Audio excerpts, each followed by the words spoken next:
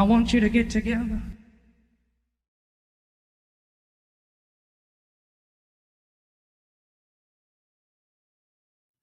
Welcome all, welcome back on the Greyhorn Pagans podcast. It is good to have you all back here. Today will be quite a special episode. It's not something that we really have discussed before. I know other podcasters have discussed it before. I know that NY Patriot from Occult Rejects has done stuff on this, but not like we are about to now. My guest for today is, goes by Understanding Conspiracy. Sorry, I forgot your name. It's okay. Sorry, man. It's And okay. he quite literally wrote the book on how and why the Nephilim looked like clowns. Some very crazy theory that I have heard about before, but never really dove into it. So thank you very much for coming on. Introduce yourself to the people who may not know you yet, who have been living under a rock lately. Certainly. Thanks for having me, guys. I appreciate it. I run a YouTube channel called Understanding Conspiracy. And in 2016, I started a series, which is now 44 episodes in, called The Nephilim Look Like Clowns. And it was the kind of the amalgamation of a lot of years of research into the occult, psychedelic exploration, coming to faith in the Christian belief system and the history of the Watchers, and getting into all that kind of stuff, you know. And as an artist by degree, I got my degree in fine art from Lincoln University in 2014. I've always been a creative mind and a creative thinker and a visual person. And through all my research into the Nephilim, I was always confronted with these images of really hand-looking, enormous, hench, buff men with long brown hair and loincloths, like something out of Conan the Barbarian, you know, every time the Nephilim were talked about. And I'm like looking at these things and I'm thinking, that does not look like the hybrid between a fiery flying serpent and the daughters of Cain. They would not look like that, you know, they would have looked like monsters. And that kind of got my creative brain juices flowing in a way. And I had quite a lot of experiences up into 2016, which have kind of given me glimpses into the spiritual realms, encounters with these demonic entities, you know, the Jesters and the DMT realm, things like this. Which we can get into the details, but to summarize quickly, when 2016 came along and the creepy clown sightings started to happen kind of in the Western Hemisphere, across all countries, from England to Europe all the way to America, you would find every single small news station in every suburb everywhere was discussing creepy clowns appearing on street corners, scaring children, just standing menacingly, you know, a mass hysteria type of event. And what caught my attention more than anything is that the media was even talking about this on such a mass scale, and I already had enough knowledge by that point in the occult and their practices to know that if something's on that box in the corner of my room, then they want me seeing it. The clown means something to these people; it's a symbol for something, and neurons began to fire. Connections were very quickly made, and kind of looked into Nephilim and clowns. Is there something here? Because I knew enough about that demons were the disembodied spirits of Nephilim. They're trapped on the earth in like a spirit realm of some kind. People encounter jesters when they take DMT. So therefore, are they encountering the disembodied spirits of the Nephilim? Are the Nephilim connected in some way to clowns and jesters? And that media event kind of made me just roll with it. And a preliminary search came up with nothing. No one's ever really thought about it or connected the two together. And there was one video from a guy called The Epic Conspiracy, who was just making a mockumentary video to take the piss out of conspiracy theorists. He was having a laugh at us, saying, look how stupid these people are believing in giants, you know. But he did it in like a History Channel style, and he was talking about the Nephilim. He says the Nephilim have white skin and red hair. There's only one explanation. They're interdimensional killer clowns from out of space, you know, and he showed the 80s image and all this type of thing. But he was making fun of us, you know what I mean? He was having a laugh at us. But as soon as I heard him say that, I was like, you have no idea. And I kind of kept rolling with it. And like I said, 8 years later, I have this series and it just kept getting deeper and deeper and deeper. And Yeah, we'll get into it today, but there you go.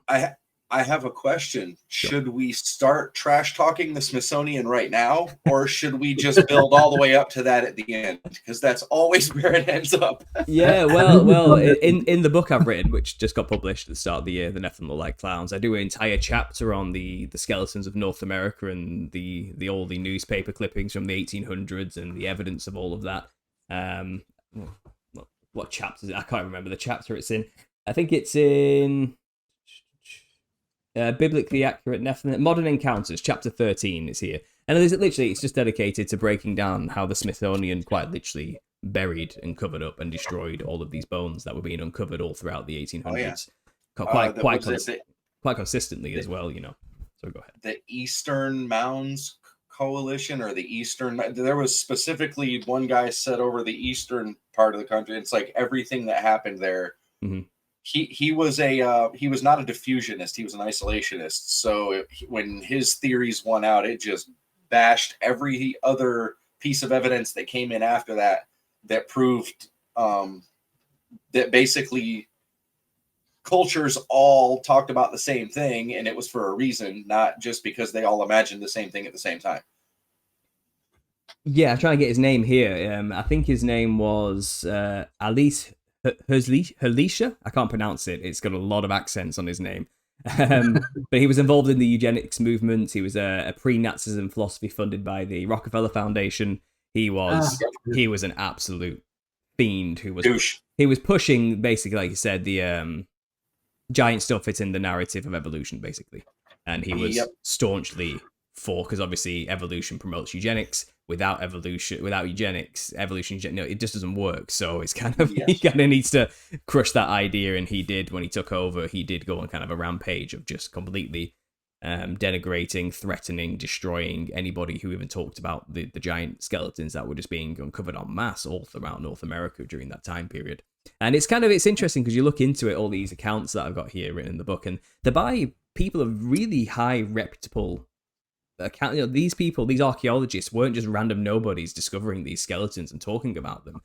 At the time, they were very well respected in their field. You know, they weren't they weren't like conspiracy theorist crazies. You know, they were. Oh no, these are like University of Colorado scientists and archaeologists. Oh yeah, I'm. Oh yeah. That's why I said, should we just start with the Smithsonian, or are we going to wind up? Well, it's interesting because obviously you have North American encounters throughout history with the mound builders, and also just giant tribes in general. It seems like America was the land of giants at some nebulous point in the past. It's hard to pinpoint exactly when or how recent some of these oral tradition stories are coming out of, let's say, the Paiute Indians of the North American plains who dealt with the city car, you know, and they obviously were constantly in skirmishes with these pale-skinned, tall, big-teeth, cannibalistic redhead giants that just kept eating and stealing their women and children. It was just... So eventually they stood up to them and said no more, and literally just genocided the entire race of giants and smoked them out in a cave, you know, called Lovelock Cave. And lo and behold, you get these guano miners looking for, mining for bat feces, you know, and they uncover in this cave artifacts, skeletons, all sorts of things that corroborate the story that these Indian tribes have been talking about for a long time. You know, the evidence was there, and funnily enough, I think the local Freemason lodge took the bones, requested the bones, and took them and used them in a ritual and destroyed them in the ritual, apparently. So the bones are nowhere to be found because the local Freemason lodge took them. And it's just such a bizarre story, but that corroborates that these oral traditions were telling the truth. You know, they really were at constant war with these giants. One of the inner orders of the Freemasons are the Jesters. Mm-hmm. Well, yeah. Well, again, in the book, it's all there, but the highest honor in the craft. You know, once you get through Freemasonry to 33 degrees, you go into shrining, and I think it's about 13 levels to shrining. It's not as intense, but once you get above, once you get above shrining, you have to be a master. Well, I think you do have to be a master shriner. There's probably examples where that's not the case, but I think that's usually the situation because it's by invite only do you get invited to become a jester and a member of the Royal Order of the Jesters. But usually they pull from shriners first. But I think there's probably examples of that not happening. But primarily you have to be a Shriner, you have to have gone through all the things, you have to prove that you are on board with what they believe 100%, and maybe you'll be chosen. Maybe. But if you ask, you'll never get in. That's basically the rule. You don't ask about it. You just get to be invited to be a jester. Why a jester? Why is being a jester of the highest honor for a fraternal order that's supposedly obsessed with Solomon? You know, what does that have to do with anything? You know, it kind of makes sense, even if you go back to the Middle Age. Descend from the Watchers.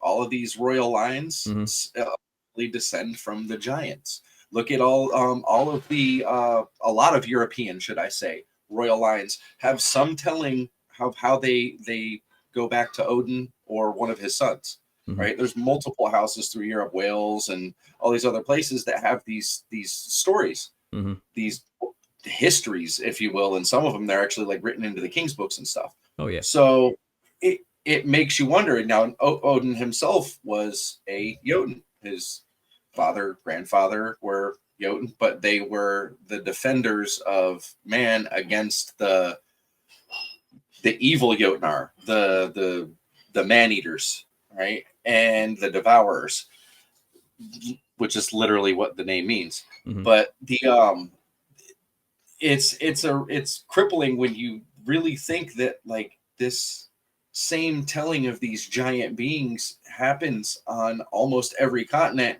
We were just talking about it before we went live, Stein and I said, you know, the only one I really didn't look up was Australia, and he started looking some stuff up on Australia, and sure as heck, there's these big beings with this frizzy hair and stuff. It's like, that's wild. The Wangina, absolutely, the Wangina of the Kimberley region of I think that's the Middle Eastern region of Australia. I haven't found that much detail, but I mean that's you're on. They are quite literally the offspring of the rainbow serpents by their mythology, and they mentioned that too. They are rain gods. They're bringers of rain, and that's very common with the Nephilim. They're always associated with bringers of storms and weather, just like the Wakinyans of the North American rain gods, which the Heyoka dress up like to evoke, to bring the rains or to scare away the rains, you know.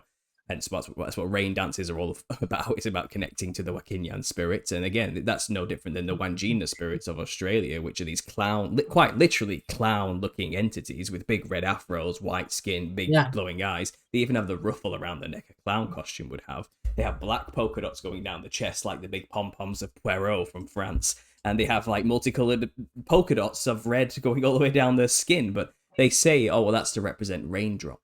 You know, but it looks like it looks like a monster in a clown costume to me. You know what I mean? Yep. But quite I actually have the picture right here. Oh, I mean, that's very, like, you know, indeed the red and white also kind of looking like you know, candy cane colors. But indeed, like this could definitely be a clown outfit. Well, this is what I mean, and the thing is, we'll get into where the clown costume comes from historically, so you can see why this has happened. But it's more like clowns are based off of representations of these beings. We've created our own costume in the West, inspired by these creatures like the Wangina you just see there. That's where it comes from. I mean, you have the Rakshasas in India. That's their version of a similar creature. You have the Gorgons in Greek mythology as well. That's a very similar image to the Rakshasas, and you find there's a running weaving pattern throughout them all.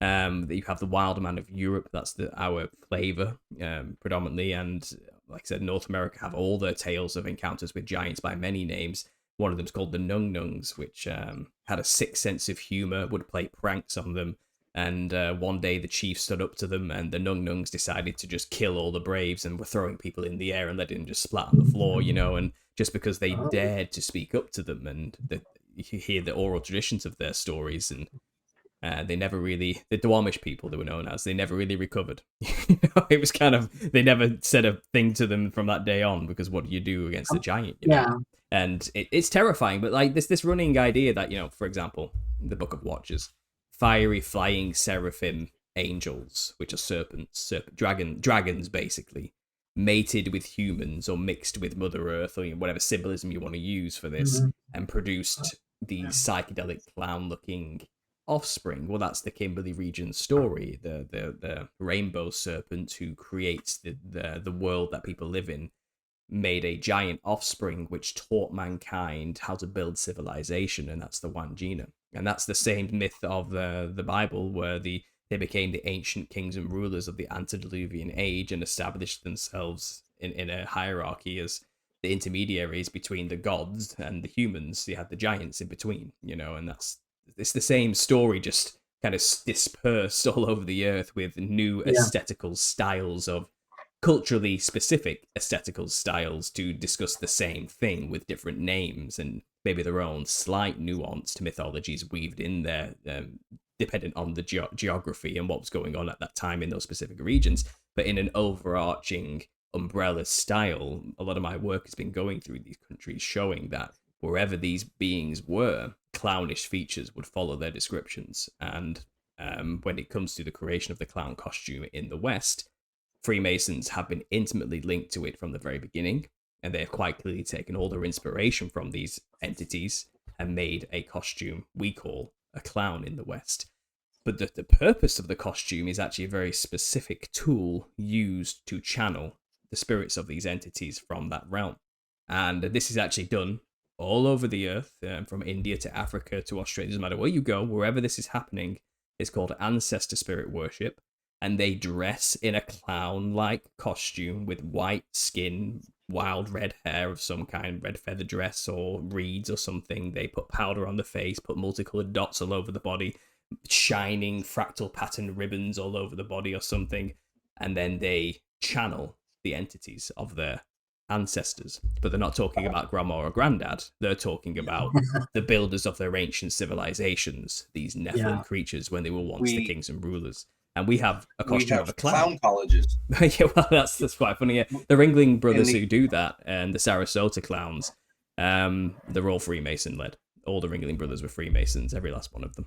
Yeah. Now, have you seen the connection between like the Freemasons, the Knights Templar, and how that goes back, the Rosicrucians, and the different orders they split into when Prince Philip or the bloodline thing is a big deal. It explains why, for instance, if you go back and look at a lot of these kings of Europe throughout the past and queens, why do they always make themselves look like clowns? It's ridiculous. They're white. Queen Elizabeth is a prime example of this, with the huge red afro and the white skin and the Venetian ceruse, And she would have that huge ruffle, which would look like a huge serpent plume coming out from her neck and all these type of things. And these are all Nephilim features. She's trying to emphasize her angel blood, descendants of angels, giving them the divine right to rule. It's all about that at the end of the day. Gary Wayne does a lot of fascinating. He has a huge breakdown of this. I'm having him on. This one? I'm actually having him on late September. Honestly, this was a godsend when writing my book, because he's referenced all the references I need to reference, but if you want to go into the genealogies, pick up this doorstop that he wrote, and he just breaks it all down, all the history, or whether they're all connected, my book is not quite as heavy as that, but I did an abridged version of his history in this just to give people a quick overview, but it's fascinating. And it was also in the royal courts of Europe, where the court jester was just incredibly valued and like just so close to the king, like often closer than his own wife. Probably. Yeah. Look at the Medici queen was known as the Serpent Queen, the Italian queen of France. She became the queen of France for a while. She was the Serpent Queen. The Medici line claimed some kind of Well, the dragon is all throughout Europe. The House of the Dragon, these lineages, and that's what they connect themselves to. The Seraphim class who created these hybrids, these Nephilim creatures. And I believe the secret societies who have the connections to all of these things, they are kind of like the physical foot soldiers on Earth, taking orders from the demonic realms, of the disembodied spirits of the Nephilim, and they take their orders from their parents, which are the angel class who created them, and it's just a hierarchy of spiritual warfare going all the way down through the levels, And once it gets into the physical realm, they communicate with the peaks of these secret societies, who then disseminate the agenda further down to the lower levels, and eventually it gets to us, where we're being manipulated. And it gets really complicated, but spiritual warfare is no joke. You know, these things Oh are... no. I mean, we know all about that. Yeah. Of course. But the angels, aren't the angels supposed to be the good guys? Well, That's questionable. Well. You got to think, even in the biblical sense, a third of them rebelled and got cast down. A third of them were dropped to earth because they remained neutral, and then the other third remained in heaven. So you had 2/3 of them that weren't. And they have to tell you, like, what is it? Do not fear when they come up to you. It's like, oh no, do not fear. You know, I'm one of the good guys. Okay, yeah, that's why you have to tell me to, you know, not be afraid or not get scared, because you're one of the good guys. That's almost as scary as I'm from the government and I'm here to help. Yeah. Yeah, but then like from the higher or highest or higher realm, it's the same energy. Yeah. Well, I've made a lot of videos in the past on my channel because I do talk about other things, you know, and the Angelic Rebellion is a fascinating one when you actually really get into all the stories across the earth, and even into the Chinese stories, you know, of dragons. They love dragons. They're obsessed with them. And it seems like the land of the dragon there has a rich history of interacting with these angelic dragon-like entities, and they have these myths weaved into them. And they have a story of the 4 dragons who rebelled against the Jade Emperor because he refused to bring rain to people who had a serious drought. The dragons saw the plight of the people, and these were sea dragons. These were dragons from the sea, a very specific class of dragon, water dragons, you know. And they went to the Jade Emperor and pleaded with him, bring rain, please. And the Jade Emperor was like, yeah, I'll do it soon, I'm busy. And he was being entertained by some fiddle player or something. He was just not caring about the plight of the people. Typical, you know, despot king who didn't care, you know. Yeah. But this is God. We're talking about God. The Jade Emperor is God in this analogy. You know what I mean? He's the creator of everything and the ruler of creation, the bringer of rain and all sorts, you know. But the dragons went to him, the angels went to God and said, please bring rain to these people. And he said, yeah, I'll do it soon. Months go by, nothing. They go and check on the Jade Emperor, and he's like, why have you left your allotted place? He's angry with them. It's like, why have you left the place I've told you need to remain, which is the sea? They never should have left the first estate. They are supposed to remain in the sea, making sure it functions as creation should function. But when an angel or a dragon leaves where it should be on Earth, things go wrong. And I think that's what the analogies in the Bible of leaving their first estate, rebelling against God's creation, really comes from. Dragons or angels are intimately linked with the creation itself. Like, they are the cogs in the machine that make it function. And when these cogs refuse to move or take themselves out of the machine breaks. And that's why there's this constant theme throughout the biblical narrative that this world is fallen and corrupt, it's broken, it needs to be renewed, there needs to be a new heaven and earth, because the Angelic Rebellion was really trippy. It messed the fabric of reality up when these dragons refused to do what they were told, basically. And in the Jade Emperor's story, they rebelled against him and brought rain themselves. And the Jade Emperor was so furious that he trapped them under 4 mountains, and which rivers come out of, and they are the 4 mountains in China today. So it's like this mythos, you know. But the narrative that dragons, you know, he was angry they left where they should be, where he arranged them to be, and they controlled water, like the tides or the currents or specific rivers or something. And this is basic paganism, you know, that there are gods attached to forests, lakes, trees, ponds, the sky, the seas, the whatever, you know, wherever it is, whatever nature is, there's like a god attached to that in a way, and it has its own consciousness attached to it. I think, biblically speaking, that is grounded. You know, that's what the angels are a part of. They're a part of the creation itself. So the Angelic Rebellion isn't just like angels literally falling out of the sky to earth because they got kicked out of a really high place. It's like they did not like God's choice to put man over them, so they rebelled, and they said, well, I'm not going to play your game anymore then, basically. I'm not going to help this creation happen which you've given to these beings. You know, and that's where the true rebellion began. Wow. And so it's really trippy when you actually get into it.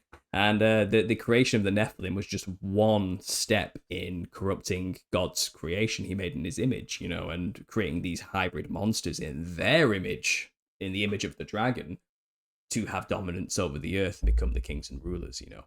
And That's a quick summary there of biblical history from that trippy angle. Yeah. It's a similar tale to Asgard, Midgard, and Utgard. And fill me in. I'm interested. Okay, Midgard is the land of man, right? And that Midgard means within the guard, right? Asgard is above the guard or top of the guard, however you want to interpret that. And the way I basically see this is like if you look at I don't know, let's say the Italian Alps, right? For example, there is a very secluded set of valleys in between these mountain ranges, and there's a group of beings that basically watch the passes and the overwatching range of mountains, so they can see any threats coming, right? And that was Asgard above the guard, right? And outside of there was the land of eternal winter, right? And there's a lot of different places that the giants in Norse mythology, Germanic mythology actually came from.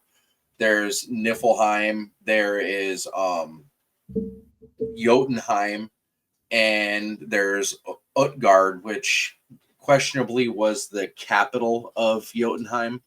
But Jotunheim is the land of eternal winter, right? Now, think about Germany and Central Europe, the Netherlands, and then you get north into like Sweden, Denmark. Back then, let's say, 5,000 years ago, there was still a lot more glacial action down further south, right? It's been slowly melting away and whatnot. They would have been basically keeping people out of these green valleys that were from these frozen lands. And they were giants that were devourers, right? They were man-eaters. So they kept Midgard safe from the beings of these other realms. Now, I find a lot of parallels with, heaven, earth, the angels, the watchers, and what you just went through between all of that. Yeah, well, it's interesting you say that, because there is another parallel story which goes to the Inuit tribes of northern Canada. And they have this story of encountering giants called the Tunit tribes. And the Tunits were the offspring of big giants, like ice giants that came from the north whenever the ice sheet was solid during winter. These big giants would come down, mate with the humans, create these giant offspring, the Nephilim, which were called the Tunits. And then they would recede back before the ice would melt and dissipate, you know what I mean? And that's kind of their mythos. But the interesting thing about Bifrost, it's interesting. It's a very similar story. It's very in a similar geographical location, just on the other side of the North Pole. You know what I mean? Yeah. It's quite interesting that they have this idea that these giants came from the north. Symbolically speaking, that could be from the heavens. You could interpret that however you want. But one interesting thing about the Tunit, which is quite odd, is that wherever they encounter humans, they run away. They don't stick around to fight. And these are giants. They could take humans. The stories of, like, you can see them with like whales over the shoulder. You know what I mean? They don't. What's a human to these things? You know what I mean? They don't care. Like, they could sprint extremely fast. They were powerful, muscular giants type of thing. And but whenever the humans came up to them, they would flee. And I've equated this to maybe there's something to do with after the flood. It says in the Bible, God created a people. He called them Israel, and he commanded them to go into the lands of Canaan and kill all the giants, basically. Clear them out of that land. That's your land. They're squatting in it. Go and get rid of them. And they were terrified. It's like, how are we supposed to stand up against giants? They're like, we're like grasshoppers to these things. We've got no chance. And he says, okay, because you have no faith, go out into the wilderness for 40 years, go and have these battles and fights, and when you finish, you'll be hardened and toughened up, and you'll be ready to do it. That's what happened, basically. 40 years later, you've got these rough soldiers, like, have seen it all and done it all. Like, let's go kill these giants. Let's just do it, And they do, with faith, and they just, bam, wipe them out, one after the other, just moving through the land, just slaughtering giants. I think the giants further north probably heard stories about what was going on and said, let's get out of here. We're not going to win this fight. Clearly, God is on their side or something. These humans are slaughtering us. How is that even possible? But they are doing it, so let's just get out of here before... And let's not stick around to find out. And I think they fled north. I think they went as far north into the ice sheet as they possibly could. where humans can't get to them because no human can inhabit that kind of land. And then we have these stories of these remaining giants really far north in the ice who, whenever they see humans, they run. Because it's like, if we fight humans, we die. We don't win anymore because they've been ordered to kill us. And it's kind of, I think that edict's still going. I think that commandment never ended. And it's kind of like, well, God's on your side if you do it, you know. When there were so many giants and so few humans, there was a different balance. But once the scales were tipped and we're like, nope, those are the bad guys now, that's it. But like, all right, now back into the order that was commanded to kill the giants, and given that, all right, the Club of Rome and how they bleed down into the Smithsonian, who's been covering up all the giants. I mean, these same orders are still existing, and they're still getting rid of the giants, just in a different way. They're getting rid of the evidence of them. Well, I think giants are still on the earth. I think we have stories of pockets of cryptid stories of remnants of people encountering giants. I think the Kandahar giants. Bigfoot is a great example. Yep, absolutely. That's the European and Northern American wild man versus Bigfoot. It's all the same thing, you know. But I think these are like descendants of giants now. When you get to Bigfoot, I don't think it's what the great grandparents looked like. I think they're getting a bit more animalistic as time goes on. But well, they've been, because of such a slim population, they've probably been having to abide by the Adamic law, you know, and I mean, I have a very small population. They're definitely inbreeding. I think they're hiding as well. I think they just hide wherever they can. They're in caves, they're underground. They just don't want to be seen or known, because every time they pop themselves up, they get killed. So it's kind of, they're probably better off just staying out of the way, you know. In Ragnarok, it specifically says before the Ragnarok happened, all of the female giants went back into the earth. Now, there's a lot of different interpretations to that. Some of the different Eddas say they sank back into the mud. Some of them say they retreated into the earth. The interpretations all vary just a bit, but it's all the same concept. They went back in the ground. There's an apocryphal book in the biblical canon, which is the Book of King Og of Bashan. And King Og is mentioned briefly in the main canon as having a bed 13 feet wide, you know, and it's made of iron to support his weight. But in this, it's interesting because in this extra story, it basically follows King Og just screaming for like 50 pages about how much he hates Nimrod because he killed the promised star child. Okay, and this star child was a female who was going to help increase the population of the giants, because the giants had a fertility issue. There was no women. They had no women to breed with to continue creating more giants. And he had this promised, prophesied child, this woman that would come, and Nimrod just killed her. and King Og is just furious, basically, and his whole book is just him screaming about how much he hates Nimrod and for what he's done, for how he's damned us all these type of things, you know, basically. But this idea that the women have gone, there's no women around anymore, there aren't any female giants, and it seems like originally, if you go way, way back to the Book of Enoch, prior to all of this, the Book of Enoch says that the women who mated with the angels became sirens. That's what it says happens here. And it's not specific on how that happened. I've come to the conclusion, and this is based off the Greek mythos, that it's kind of a reward for the women for doing what they did. So to birth a giant is not easy for a normal human woman.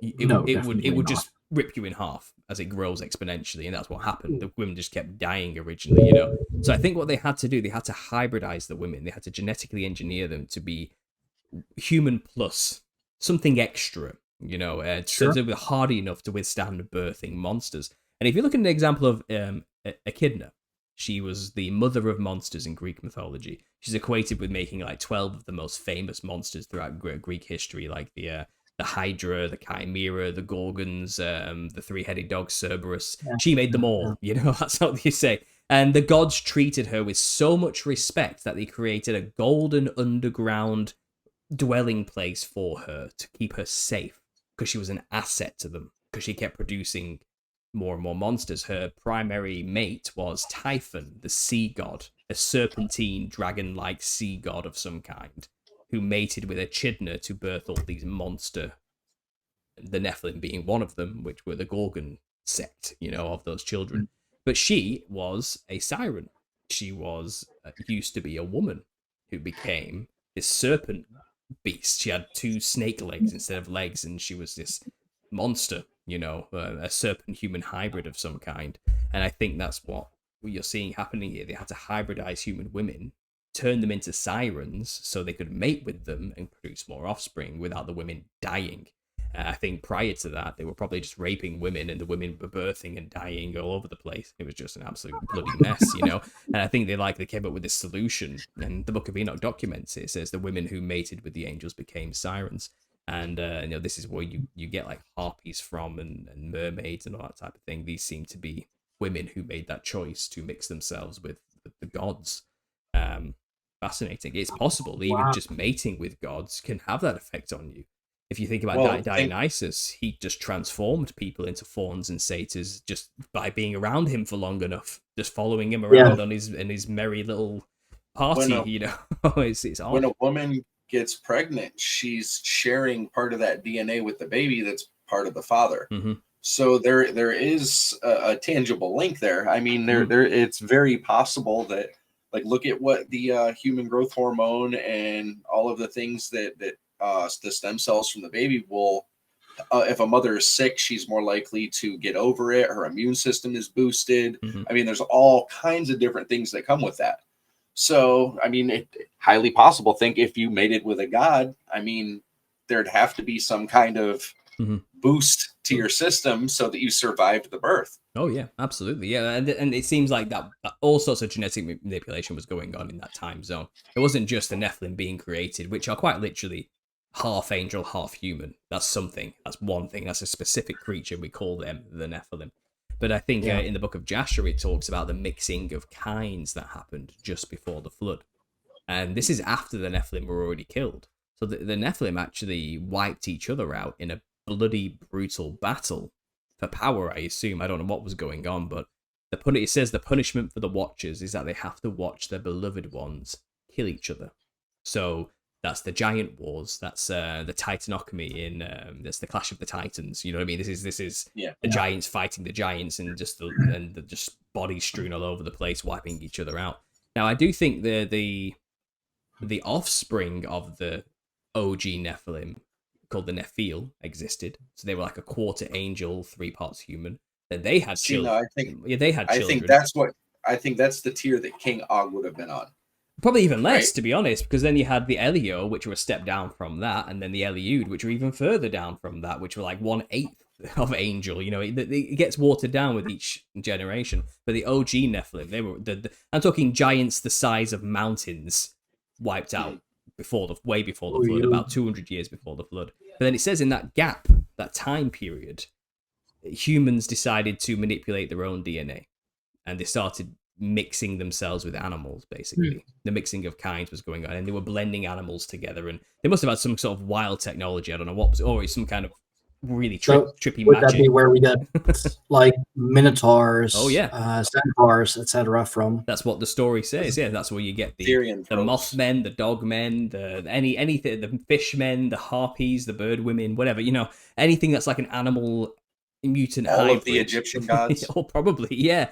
And this is what I mean. But these are not Nephilim, though. These are humans who have tried to Nephilimify themselves. They try to become something else. They've rejected the original design and tried to engineer themselves into something more powerful. And if like head sculpting and putting on really weird animal masks and claiming to be gods of Egypt, I'm just putting that one out there. Yeah, well, yeah. But the interesting thing is, if you know a flood's coming, it would be in your interest to become a fish person.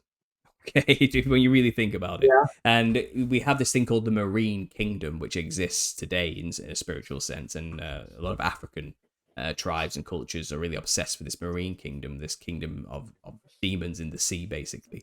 And it's interesting that it's possible that the sea is full of these hybridized creatures that are left up, that survive the flood. You know, because Lake Baikal in Russia, Lake Baikal is famous, and there's been more than one instance where a group of people have witnessed these silver things that look like people in the lake that just destroyed some of them. And like one group, there was like some, I guess they were like SEAL divers, essentially. They've been like the equivalent to Navy SEALs training in Lake Baikal, and they went down, and a couple of them were severely injured by these things. Mm-hmm. So I agree with you. That's not that's just one isolated case. I mean, the idea that these lakes have these monsters in them that drag people in if you get too close. And there's Mama Wata in the Haitian voodoo culture as well. They are terrified of the water goddess and these creatures that will quite literally just drag you under if you get too close. Australia have their own version of the exact same creatures, the Mimis, I think they call them, and they just yank you under if you get too close. And Europe's full of that, isn't it? And the Maenads, yeah. It's a really common like mythos everywhere, and it seems like these hybrid humans, and we have tales of dog men going quite medieval, just talking about encountering like dog-headed men in medieval times, and we have werewolves, vampire, whatever you see a hybridized human, or these cryptid phenomena we call them today, the reptile people, the Mothman, whatever it is. This is where the mythos for all superheroes comes from, or X-Men. They used to be men, the mutants. They're just these people who corrupted their DNA before the flood and seem to have continued down to today, and that's why we get them, and it's odd, but I think it was an attempt to be like their fallen gods. I want to be like the Nephilim. I want to imitate them. I want to be more than human, and I think it was a horrible time to be alive as well, and I think if you didn't have that edge, you would probably get killed. So you have to do something to yourself. How about giving myself the chitin of the chitin of a beetle, so my skin's impervious to damage or something? Hybridize me with a beetle exoskeleton, or give me wings of an eagle so I can stay above the down. Do stuff to me to make me better, And I think there was a lot of going to the gods for that kind of thing. The angels that didn't mate with women, who weren't cast in chains. They were still around, So I think people were trying that again now with CRISPR. Technology. Yeah. Well, we've banned it in America so that China could do it. Someone's going to do it. If China's doing it, Russia's doing it. If Russia's doing it, the US is doing it. It's like if one superpower is doing it, then the other is either also doing it or will follow suit shortly. Yeah. Look, if history has told us anything, as I've just told you, we will do it given the choice. Okay, if humanity's given the choice. They will do it. And they have primed an entire generation of people to want superpowers through all the media, superhero films and comic books and all this type of thing. They have predictively programmed people to be like, genetic engineering, cool, sign me up. That's the point of it. Much. Yeah. So it's all one giant conspiracy at the end of the day. And I'm just giving you tiny little snippets here, But the genetic engineering one is it all goes hand in hand with the Nephilim. It all goes back to trying to be something we're not, be better than what we are in our own minds, to emulate old gods. I want to be something like a half angel, half human too. It's that type of thing, and this is obviously, like I said, you have these bloodlines today who have these claims to be slightly angelic blood, but maybe not. Maybe they're just descendants of these humans who corrupted themselves. You don't really know the truth on the matter of these things. But what I do know is that demons, the spirits that people deal with today, are the disembodied spirits of perhaps the dead people who did this to themselves and the Nephilim who never should have existed to begin with. And they look like clowns in the spirit realm. They look like jesters in the spirit realm. They look like clowns when they were walking around. It's really weird. Yeah, so how did that look, that form how did that become so popular? Because it is quite literally one of the like the biggest phobias there is, like the fear of clowns. I don't know the scientific name for it. It's colorophobia. It's literally colorophobia, and it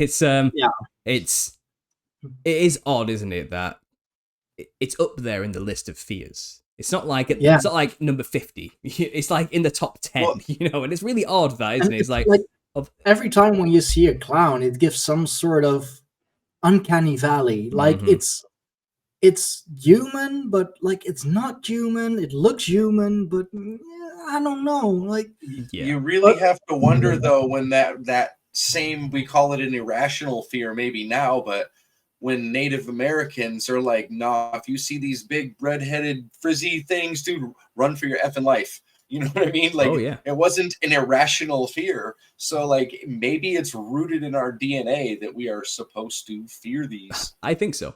I really do think so. I think it's like we were so brutalized by these things. We were its prey.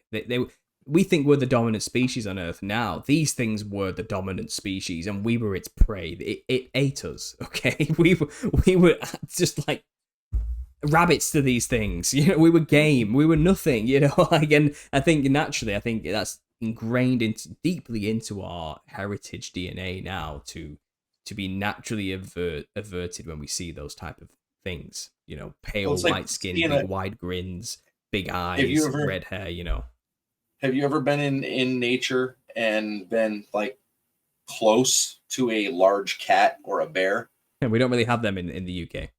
Oh so, no. Man, I'm so sorry to hear that. It's a rush.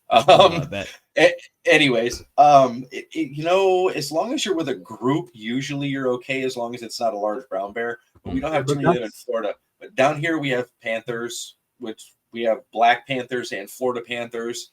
And like I go camping at a reserve out west of everything here that's really secluded. You can still see the night sky. There's like no houses for miles around. But good God, there's some big cats out there. And you'll be sleeping and hear something and look outside of your tent. And there is a panther that is like 5 foot long with a 6 foot long tail just marching through your campground like it ain't shit. Mm-hmm. Yeah, well, imagine looking up at a I don't know, 20-foot giant like that. What do you do? What do you do? That, you know what I mean? You don't. You get on your knees and bow down and hope this thing understands mercy. Maybe. You know? It's like coming across a grizzly bear. It's that same. Well, if I'm gonna die, you know, like please don't. But yeah, there's no point running. Its stride is 20 of yours. You know what I mean? Like, what are you supposed to do? Like, might as well go down swinging. You know, it's like if it's a lost battle anyway, might as well go down swinging. Exactly. Yeah. Well, this is the thing. Most people in the antediluvian age worship them instead. They just bowed down because, well, what do? You know, after the flood, it was something else. You know, because I think they're bigger, meaner, stronger. They're quite literally giant bullies. So yeah, but I think that leaves an impact on the psyche of collective humanity. I think we now, like I said, when we see a clown, it's like a PTSD flashback to our DNA code. It's kind of like run. It just takes over us, you know. Yeah. And not me. I mean, not everyone's scared of clowns. Don't get me wrong, but it's odd that they're targeted towards children primarily. And when you think about it, like because that's the thing. Like they're jokers. They're the funny man.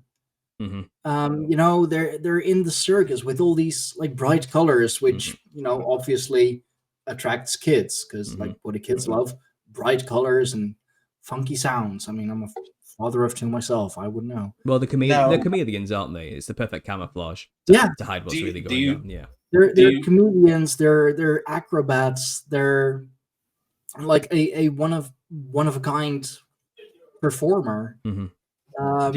Do you think the clowns maybe were made into comedians to make us fear them less, or to try to dull us down to it? Not really. No, I can get into the history and explain it all to you where we get clowns from, because it's more of a hijacking than an intentional design. To be honest, because if you want to go back to if you want to define clown as just a funny man, then they've existed since human beings have existed. There's always been that need for humor. There's always been the need for that levity in a otherwise brutal existence. You know, you need a bit of lightheartedness and jokes. So that's a very loose definition of clown. The clowns, as we know them, were a very specific creation from the 1800s. So they're actually a very specific not just comedians in general. They go back forever, you know. And people say, the first proto-clown. If you do a Wikipedia search, they'll say, ancient Egyptians had clowns in the form of little dwarf people who represented the goddess Besat, you know, and all these type of things. And it's kind of, well, are they clowns or jesters really, or were they just silly men who made jokes? You know, it's not like a clown like we know it as in the West. It's not that word exactly. So let's just fast forward. I mean, it's birthed out of a Italian tradition called the Commedia dell'arte. This is where we get clowns from, and that was kind of developed through the throughout Rome and Greek theater, the theater of Aristophanes, and kind of like the Greek tragedy tradition of the masked theater, you know. And even then, there was always clown-like characters, but they were all kind of clowns in they were all played a role of comedy, you know.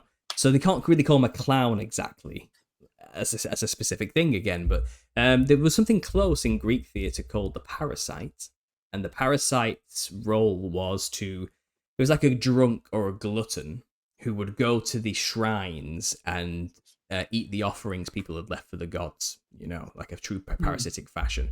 And obviously the crowd was like, boo, you know, and it was like, that's the funny thing, that's the joke, you know, that's the jest, whatever. Yeah. He was the butt of the joke, you know, don't be the parasite. No one wants to be it's like, you don't want to be Homer Simpson, do you? It's that type of thing, you know what I mean? That's the example they were supposed to set, you know, don't be the parasite. So I guess that's like a really proto-clown-like character going really far back in history there. But in like let's say like 400 AD, this is where things really get in full swing. Rome has always had quite a popular tradition of mimicry, mimes, stupidus. These are where these things come from, you know. And the mime role was to put on a mask and pretend to be like a Senate member or a king or something, or like a policeman or something, and they would mock the soldier, you know, by putting on the mask and pretending to be that person in an over-exaggerated way. Yeah. But when like the collapse of Rome was like slowly happening and Catholicism was taking over, you know, actors were seen as like prostitutes. They were like filthy people who would lie. They're just liars. They're pretending to be something they're not, you know. And it was kind of thespians. Yeah, it was kind of frowned upon to be an actor. It was like a lowly profession by that point. So a lot of these actors from Rome kind of had to leave and go throughout Europe and find work elsewhere. Some of them took on the roles of court jesters. This is where these things come from, because only the king was really allowed to have a jester who's going to argue against a king about religious law. You know what I mean? It's like, you know, so a lot of these jester, personal funny men is what a jester is. It's like a mercenary for hire comedian, isn't it? They were kind of like a hot commodity for the rich and affluent all throughout the medieval period, coming out of that 500 AD period. So like you find like there was a lot of these jesters becoming popular, but jesters are really just a mimic of the king. It's like the old tradition of mimicry from Rome, but they wore a silly crown with bells like a king. They had a scepter with a king's head on it with a bladder on the end. They were supposed to mock the king. They were a mirror of the king. They were just basically paid mimics, you know, and the king found his humanity in there, and you have all these myths. It's to keep the king humble or whatever. But again, like you were saying, you look into the stories of what some of these jesters got up to. It was wild. They really pushed the limits of what they could get away with a king. Oh, yeah. I know of one king who actually got incredibly insulted by what his jester did. So he gave him the death penalty, but since, you know, he was the court jester and such a close companion to the king, he let the jester choose for himself how he would want to die. And the jester was actually pretty damn smart, because he told the king, "Your Majesty, if I need to choose, then I choose to die of old age." And I mean, the king like couldn't go against it. Like, he literally gave the choice of like, okay, you know, you're gonna die anyway. How do you want to die? Yeah. Well, old age. There's another famous one. Like, there's another really famous, very similar, where he can't argue with that. That's classic jester behavior. But another one is again, it really pissed off the king. This jester, and he was basically banished.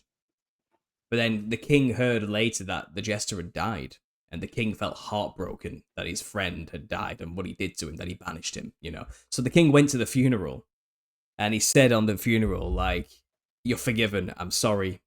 I never should have done these things. It's kind of, you were a great friend and a comedian, blah, blah, blah, blah." He says, "You're forgiven," and all these type of things. If only you could come back to me. And then the jester hops up out of his grave and says, "Thanks for the pardon." And then that's it, he's back. And it's kind of like he faked his own death so he could get this pardon, you know what I mean? And this thing, another one, he was banished. He says you cannot set foot on I think it was like French soil ever again or something like that. Mhm. And the jester walks back into the king's court and he says, "Why are you here?" Says, "You said I can't set foot on French soil," but then he took his shoe off and he poured out British soil on the soles of his shoes, so he was never actually walking on like. And it's things like that. But again, they're just comedians, you know. They're not really like a clown. They don't look like clowns, and you know No. there's always been need for comedians. So jesters are kind of like a one thing. They're like separate from the clown when you really think about it. And people describe the DMT jesters as jesters because you don't really have another word to describe what you're looking at. What they really mean are more like the Venetian carnival-esque jester type character, you know, which have the Harlequin sequins and the black Harlequin. Yeah, and this essentially pixelated Harlequin. That's what they're talking about. They're not talking about kingly jesters. So let's get into Harlequin. This is where the Commedia dell'arte movement really gets into full swing, and this is where we get a clown from. So coming through the 500 year AD, let's say to 1500, quite literally 1,000 years of history here, of development. A lot of actors who left Rome banded together into small troupes and went off and did improvised shows in town squares all throughout Europe. They would just roll in like the circus, whip up a stage, put on their masks and do improvised shows, and the town would laugh along and throw money in a hat for them, and they'd make their living doing that, you know, and they'd have these set routines they would start building with a range of stock characters that never really changed. And there were always things like, you know, the policeman, the soldier, the rich man, the servants, recognizable characters that any civilization in Europe would recognize. Kind of like you see in the Humpback of Notre Dame movie, although I mean that's more the gypsies, but there's a jester with them, I believe. Yeah, well, it's the same idea. Yeah, and there were like I said, it wasn't like just one troupe. There was hundreds of them, you know, and they all had this tradition, and it started to develop into like a more formalized art form, and people eventually, you know, 100 years into this, came to know what to expect when the Commedia dell'arte came to their town, you know, and they had these set routines, which if you go and watch it, you would anticipate that routine from that character, you know, and that's the humor. Yeah. And it got a little bit boring, I suppose, eventually, but they were always pushing the boundaries of improv during these shows as well. And the stock characters were relatively basic for quite a while, but then suddenly in the 1600s, so we're talking like after like 1,000 years of development, a character is introduced called Arlecchino. That's the Italian name. Harlequin in French, named after Helikins, which is a French... It's the name of a giant from the myth of a 10th century French monk. Okay? And the giant is described as being tall and hairy with a huge club, and he had a band of like smaller demons with him. Think of the Wild Hunt, you know, of Europe, this type of mythos, you know, and he would basically terrorize and move from village to village, just terrorizing the place. Well, there's this 10th century monk who claimed to have witnessed the running through of Helikins through his village, you know. And I've got it in the book here. Maybe we can get the exact thing for you if you want to get it up there. But again, the name Helikins comes from that. It's pronounced Arlecchino in Italian, and that's where we get Harlequin from. So Harlequin is quite literally a representation of European wild men, the wild man tradition of Europe. And the reason he was added as a stock character is not just because of this one French story. It's because no matter where they went in Europe, any country, any village, they all had a wild man myth. They all had a tradition of the wild man, and they would have this wild party where they dressed like hairy monsters with big teeth, and then they would fast for like 40 days afterwards. You know what I mean? And they all did it. Doesn't matter where you went, they all did this, from Portugal all the way to like Belarus and then to Romania and Bulgaria. Like, it doesn't matter where you went, far north or south, they all had a tradition of the wild man. And they all looked dressed these hairy, colourful, big, wide, grinning, clown-faced monster things. And they thought, well, that's a stock character.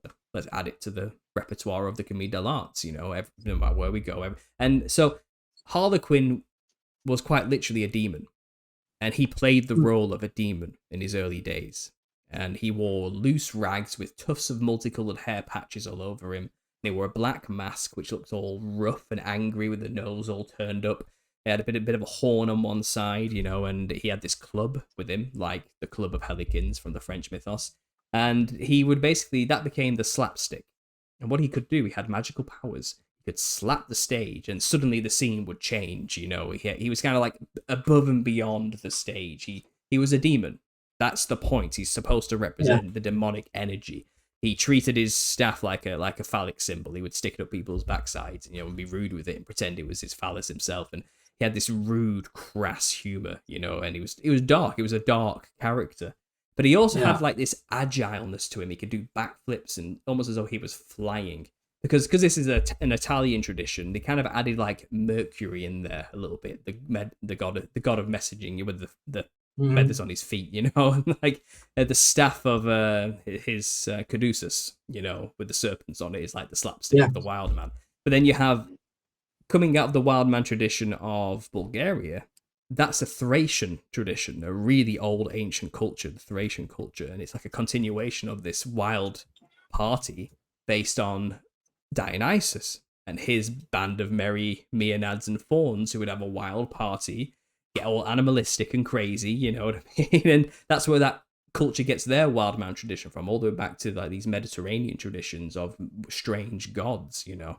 And it's kind of like they smashed this Mediterranean tradition of these wild man gods with the northern Brutus, hairy wild man version, and just created Harlequin.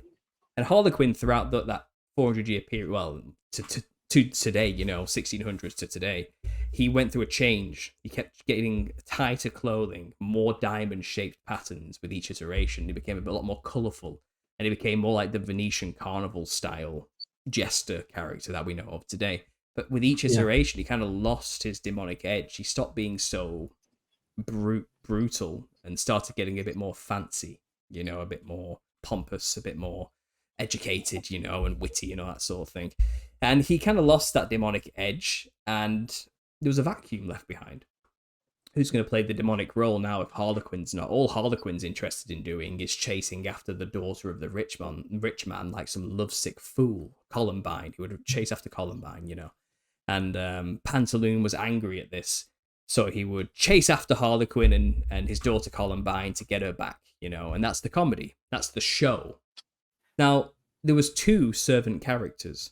Harlequin was one of the servants of the rich man, but he had another servant called Pedrolino. Okay, and Pedrolino just wore plain white Elizabethan servant rags. No colour. Completely white. No black, nothing like that, just completely white with a big floppy hat.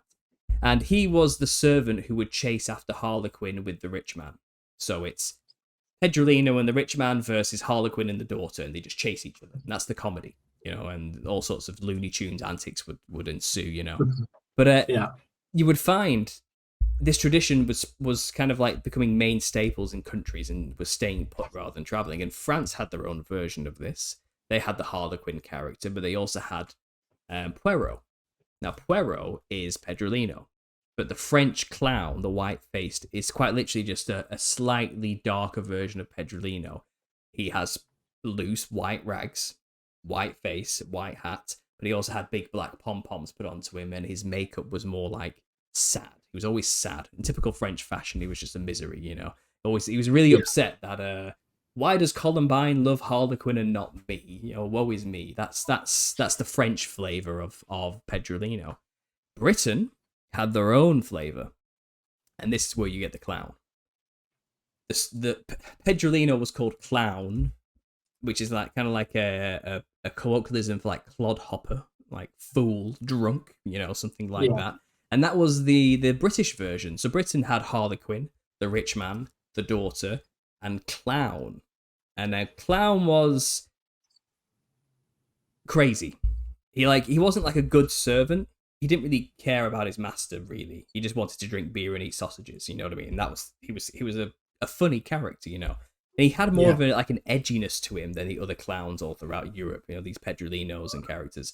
And like I said, there was a vacuum. Like, who's going to play the demonic role if Harlequin's not going to be like that anymore? And the British clown started to take that role over. And there's kind of a switch going on, you know, in character.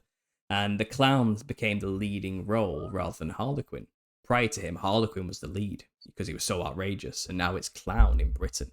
And you find other cultures started following suit. But with this change in character, you find in the 1800s, there was this actor called Joseph Grimaldi who was kind of like always been entrenched in the industry. His father was a famous clown actor as well from Italy, funnily enough, you know.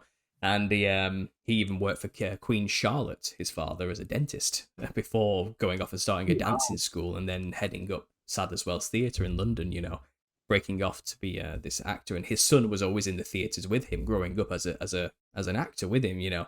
So it's always in the family, but this young Joseph Grimaldi, he was given this leading role in this show. And it was an interesting time in theatre in the 1800s, like 1799 to 1800. So Joseph Grimaldi had married the daughter of the person who owns Sadler's Wells, Richard Hughes. And Mary Hughes died at childbirth. So Joseph Grimaldi, this famous clown actor, and these British pantomimes, rife with his life is a tragedy. It's awful. Like, it's just one thing after another. He got his inheritance robbed from him. His brother died and disappeared and died. His wife died at childbirth. He died a broke cripple with vicious arthritis. It was just a horrible life. Okay, but after his first wife died, Richard Hughes, the manager, basically said to the new showrunner he had just hired, Charles Dibdin, "You better give him a leading role. My daughter on her deathbed said I have to look after him."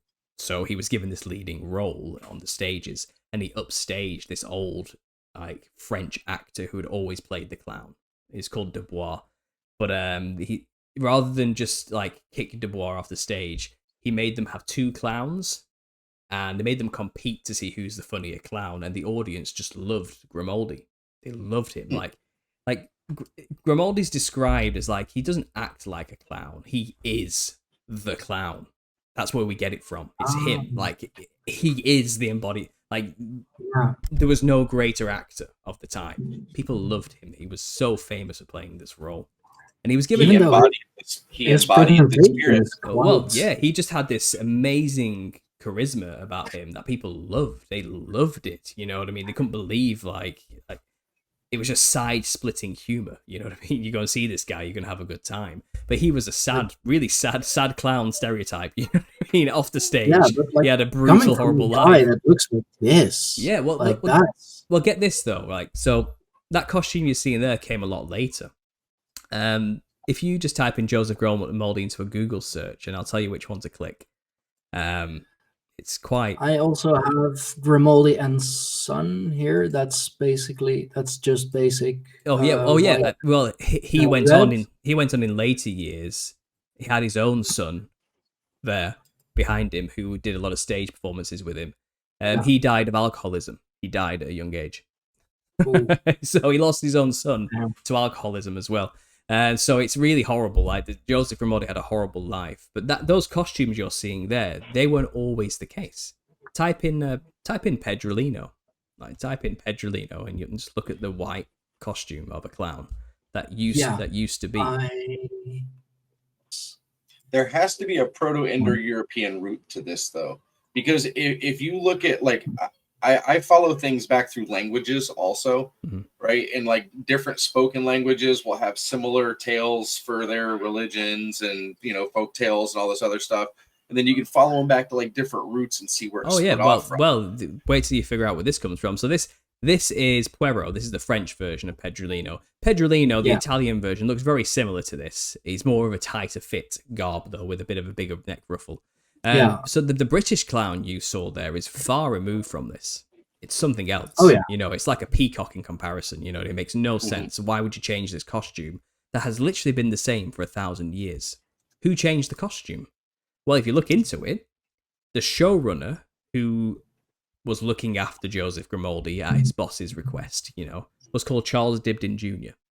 Charles Dibdin Jr. was the son of Charles Dibdin, who was a very powerful Freemason of the day. Very famous.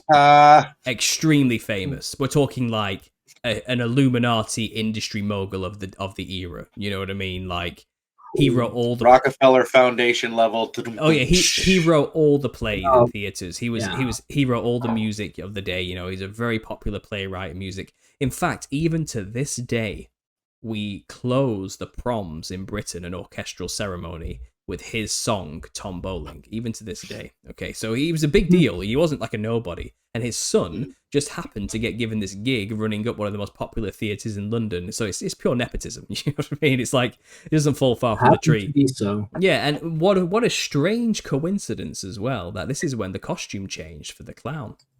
And you'll actually find that Charles Dibdin Sr. was obsessed with India.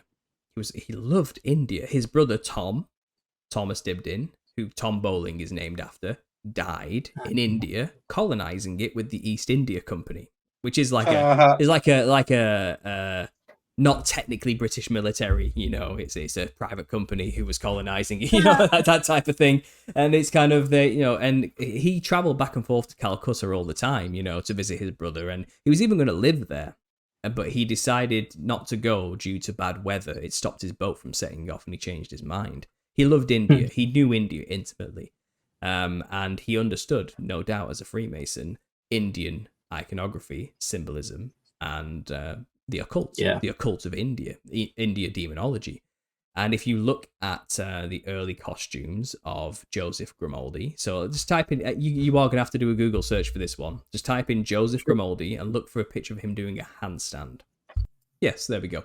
So that costume there is identical to the costumes worn by the Rakshasa demons on the temples of Hindu temples. It's identical. Now, if you type in Thailand Rakshasa temple, or something like that, or Rakshasa on Thailand temple. Yeah, a lot of those. Indeed, I have they have white skin with coloured patterns on the cheeks and all the rest of it. Big wide grins, teeth sticking out. And they wear that polka dot dress that he's wearing. It's the exact same clothing. It's supposed to be battle clothing. It's like armor for the demons. But I believe the Nephilim actually had skin that looked like that. I think they had serpent skin. I think they had really psychedelic looking patterns all over their skin, and inherited from the fiery flying serpent parents. Very colourful in nature. But these ones on the temple are wearing this clothing instead. If we can get any image up there of just a Rakshasa demon. And there's also another specific Rakshasa demon, which is popular in Bali, which is off the same Hindu tradition, and it's called the Kala Sungsang, which literally means upside down demon. And it's in that exact same pose that you see Grimaldi in there. Let's see. I have the... So there's this is like... There they are in Thailand. They're holding up the temple. So these are and the Rakshasa mythos is quite literally man-eating giants. That's what they are, you know. Some of them were good, some of them were bad, the Asuras and the Rakshasas, and there was this dichotomy of duality within the whole mythos, but fundamentally they all look identical, they all look like this. So that's where the costume of the clown comes from, specifically. That was inspired and brought over from the east to the west by Charles Dibdin Sr., and he told his son to dress the clown like this, a very popular actor of the day that everybody loved. Let's dress him up Let's dress him up like a demon. No one will know, but we've just popularized that image in the West without them realizing it, you know, through the means of using a popular actor. But the Kala Sungsang demon is like the Balinese version of the same demon, and he's in the same position with the handstand, with the head turned up, with the big smile. It's really common, and that's where it comes from. That's where the image of a Western clown was originally borrowed from in the 1800s. And all clowns since then have been based on that original model that Joseph Grimaldi was dressed in. But if you go to the historical records, it's never addressed anywhere where the inspiration for the costume change came from. It just says that there was a costume change made. That's all you'll find in any memoir anywhere. And he called them dresses. That's all we know. Sounds like there's the Rockefeller Foundation. If you look at a lot of the school books, right, and get a hold of like school books from like the 1930s and the 1950s. Like my grandparents used to have like these old elementary school books and stuff. They just kept, and all the grandchildren got to play with them at their old camp and junk. It was a vast change, because you'd see like the geography book used to be like this, right? And then the next edition of it was like this. Then the next edition of it was like this. Then the next edition was like this. Yeah. Pretty soon the geography book's a little paperback thing. You know, it's like, where did it all go? Well, this is it. But I mean, you look at the memoirs of Joseph Grimaldi, and he he just wore the costume. You know, he didn't really even think about it. He wasn't really he had his own problems. You know, he wasn't really concerned with that. Through his own mania, he created the face paint style that we know with the red squares on the cheeks. But prior to that, he was already wearing white face makeup. It wasn't like he came up with that idea because it was borrowed from the French power anyway. This is the Kalasung Sang demon, yeah. This is the Balinese representation of the same demon you find in Thailand. It's even got the checkered shorts. Yeah, the checkered pattern's really common in Bali, actually. Yeah, it's everywhere, and they would always fight. They had this epic battle between the Bali Barong and the demon queen Rangda. And she also has the big tongue sticking out, wild, crazy red hair, bulging eyes.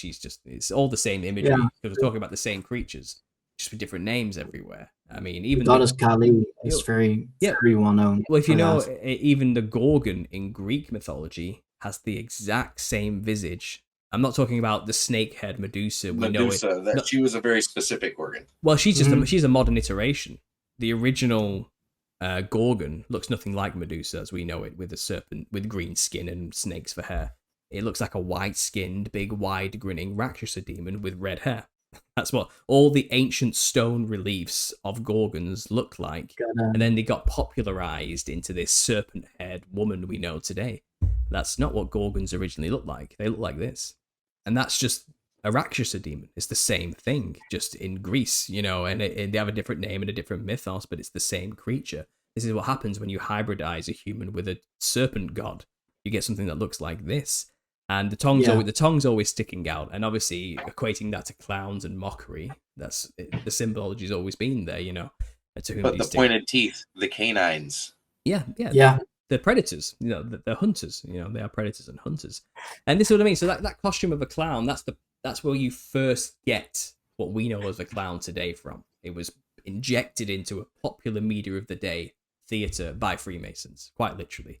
And it's to get the demon on the stage, to get it popularized in the minds of the people. And then this costume is worn in other cultures to channel the spirits of these creatures, you know. And so now we have people dressing like these creatures in Britain and in Europe, invoking the demons, doing the same thing without realizing it, because it's been occulted in the West. It's hidden in the West.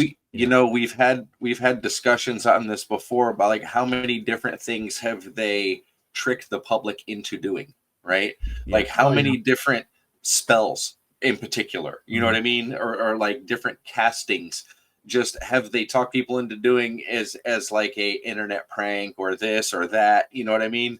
Like the milk crate challenge, for example. That's literally the was it the Masonic steps, like literally representing that, you know, going up and all of that.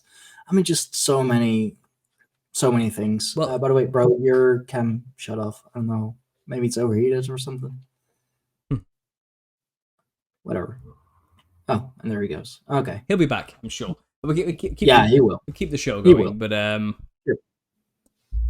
that's just where we get a clown from. From there, it was highly popularized. Everyone saw Joseph dress like this, and were like, "I'm going to dress like this from now on. This is brilliant." You know, this is now, from now on, this is the new costume standard. All clowns are based on this clown from now on. And Joseph Grimaldi has been given all the credit, you see. He is known as the father of modern clowns. Everyone believes he invented the costume. He came up with that image first. He came up with everything to do with the clown. He wasn't. He was just an actor. He was just a guy who wore the costume that his boss told him to wear, you know. But he's the fall guy for it all. He's been given all the glory because they don't want people to know where it actually comes from and what it's inspired by. So even if you look back the history of a clown, from Harley Quinn to the clown, they have always been a representation of demons. First, the Wild Man of Europe, the European flavor. Figure. Yeah, exactly. Yeah, exactly. All of those things, all of those beast men, you know, that's Harley Quinn. And then clown took over. And he was modeled after the Indian Eastern version of the same creature. So the clowns have quite literally always been a representation of the demon. They've never not been that. People just don't know that. And then obviously clowns became like more synonymous with circuses, which traveled rather than theaters from then on. And obviously you have rich mogul businessmen in America putting on big circuses. And it's kind of the station... Stephen King's It like the way he modeled Pennywise as feeding off of children and everything, it kind of rings that bell. You know, he's an interdimensional energy harvester, yeah, which is essentially what demons do today. You know, and obviously, why model them after a clown? Well, I think Stephen King is probably in the know about what all this really means and represents today, because the clown has been molded since then into a perfect symbol, a perfect amalgamation representation of Nephilim features. It's been perfected since the Grimaldi days, you know what I mean? And like I said, I think they saw like the Wangina, for example, and incorporated that imagery into the costume, and then you got a red afro, you know what I mean?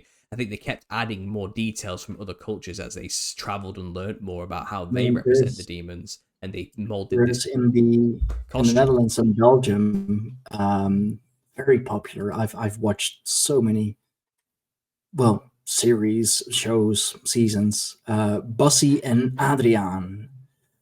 All of our Dutch and Flemish fans and listeners, watchers should absolutely recognize these two. Bassie, the clown. Adriaan, he's a acrobat. They're part of a larger circus. I believe the Circus Rens, which is one of the biggest circuses, at the very least in the Netherlands, maybe even Europe. Used to be a kid show. Like it was on TV. See if you can find Bozo the Clown from America. Yeah, he's creepy. B-O-Z-O. Dude, that was one of the, like, I thought that like Pennywise was modeled after that until I got a lot older. Like I saw Bozo the Clown and was like, that just looks evil to me. You know what I mean? Like even the old black and white Bozo the Clown, it just looked evil. Yeah, like I said, there was this odd expansionist movement, and clowns kind of became useful for circuses, because it's kind of, while the scene was changing, the clowns would come out and distract the audience, so they wouldn't pay attention to what was going on behind them, you know. So they were useful in that respect, but it feels like they kind of stuck with wherever Freemasons went, because it seemed like all early circuses of America were run by Freemasons, pretty much all of them, and it's quite shocking. Look at the rodeos. There's a huge long list of Freemasons who owned all the circuses, and quite late in life did P.T. Barnum get involved, and he was a member of the Odd Fellows.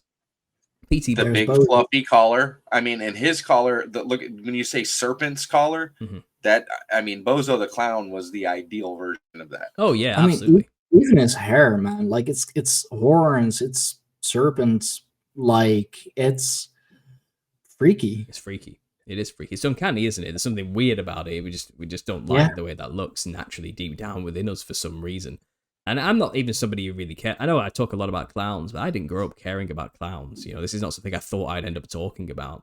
I wouldn't say I have a fear. I wouldn't say I have a fear of clowns either, necessarily. Yeah. But even I can look at that as somebody who's indifferent and go, that's just weird. It's just odd. Why children? Why target that? I remember when the circus still traveled around, and like when I was a kid, we would go to the circus almost every year. The fair would come at one time a year. The circus would come at another time a year. And I mean, you know, it was really kind of heartbreaking finding out why the circus ended. Bed bugs. They couldn't get rid of the bed bugs on the trains they traveled around on in the caravans. Oh shit, man. Yeah, so it eventually bankrupted them trying to fumigate. Today, all the circuses that do run and still travel are all owned by the Shriners, specifically, because they've got the money to back it all up anyway. And it's kind of old fashioned now, circuses, but they're all Shriner led. You'll find all Shriner sects have their own clown section within each. It is also the Shriners who are involved with hospitals, right? Children's hospitals. Where dying children are, they send in the clowns to entertain them, or the clinic clowns. That's a big thing here in the Netherlands as well. For indeed, like the more terminally ill children. Now, who in the hell wants to see that on their deathbed? Play the clown like that.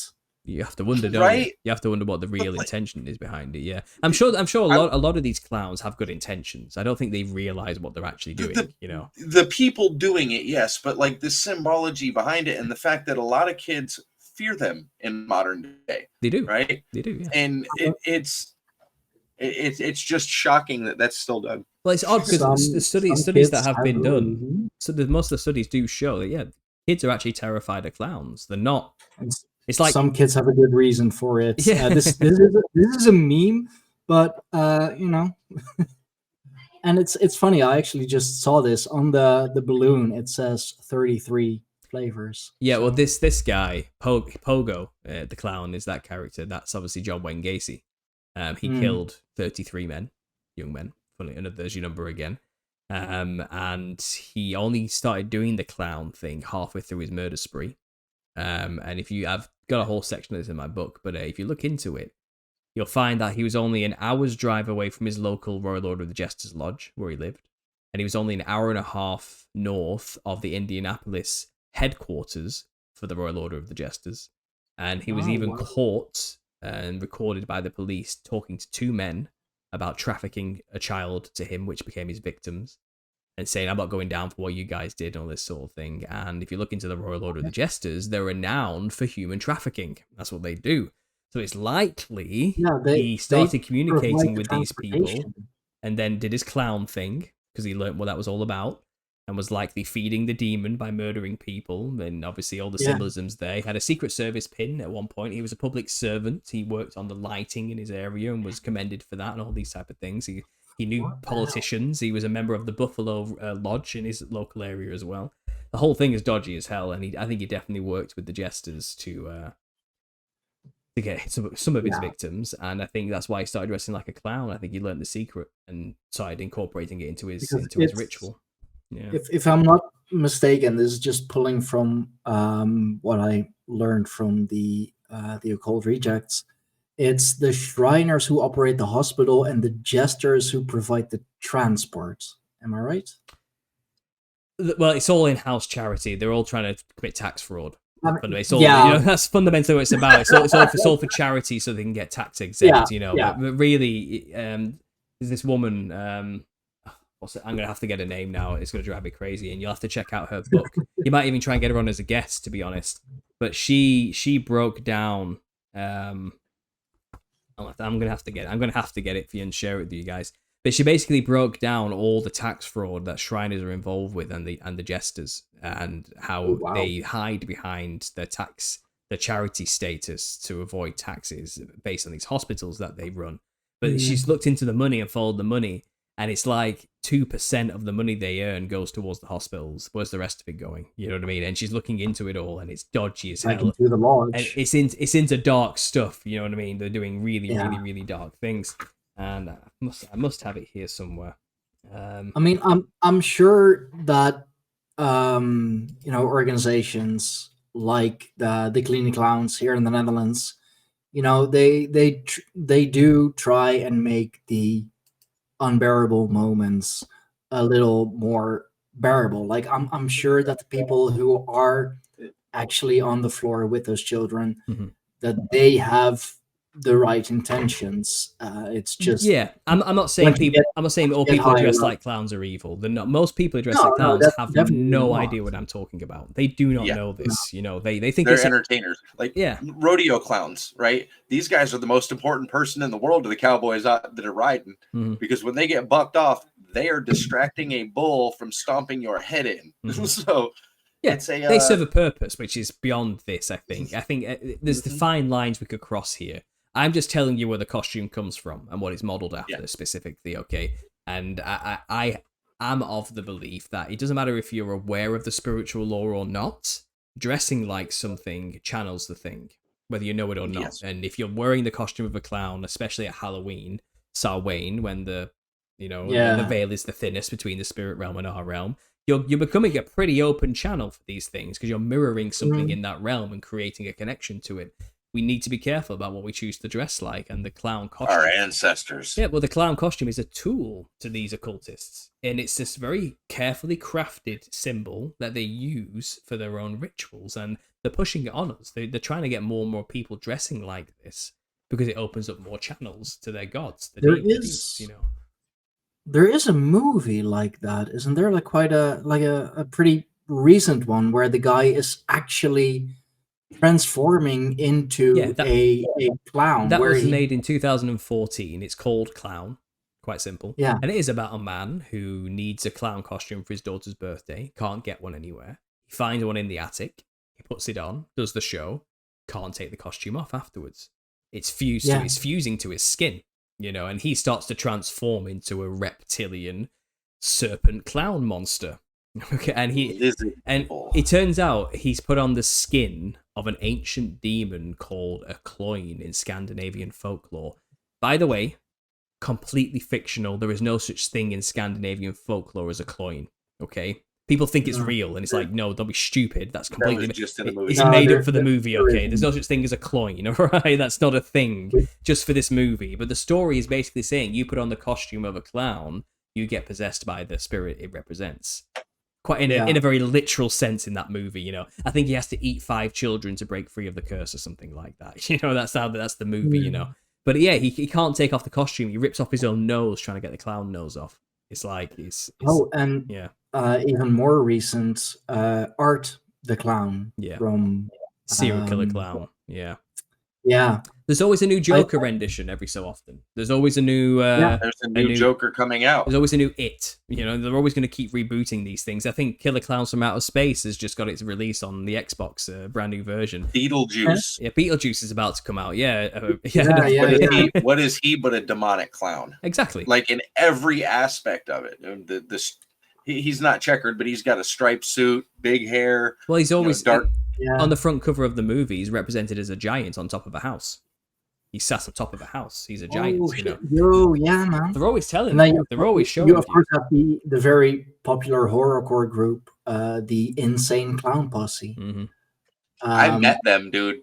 I met Violent J and larger than life people. Let me just say that. Yeah, I went to a concert. I had left the hospital. I had a hernia, and I was in the hospital, and my buddy had gotten tickets to the show, and I'm literally like in the room talking to the doctor, and they're telling me on my phone, like texting me, yo, we got to go. We're going to be late. I'm like, well, I'm at the hospital. Come pick me up. Text me when you're outside. I'm leaving the hospital to go to the show.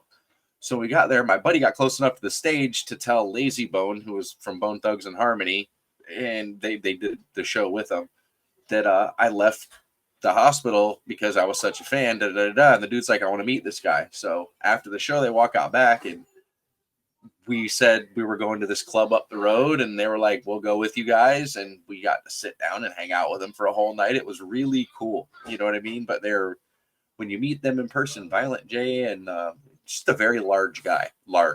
Oh yeah. He's a big dude. Yeah. Yeah. Like I'm 6 foot. He's like a large dude, bro. Under his armpit. Yeah.